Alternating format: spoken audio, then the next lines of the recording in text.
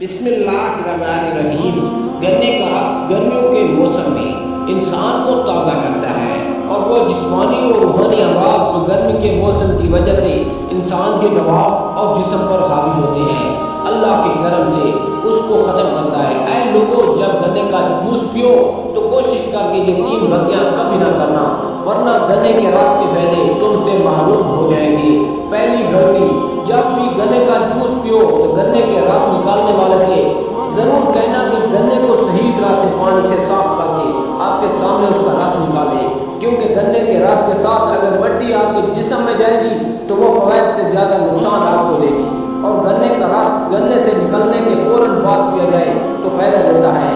دوسری غلطی، کوشش کیا کرو کہ گنے کے رس میں زیادہ برف نہ ڈالا کرو، کیونکہ تیز ٹھنڈا گنے کا رس آپ کے گلے اور جسم کے اندرونی حصوں کے لیے بہتر نہیں۔ اور تیسری غلطی، جب گنے کا رس پیا کرو تو جیسے ہی دھوپ سے آؤ فوراً نہ پیا کرو، کیونکہ تمہارا جسم اس وقت تیز گرم ہوگا، اور جیسے ہی تم گنے کا رس پیو گے تو تم جسمانی امراض میں مبتلا ہو جاؤ گے۔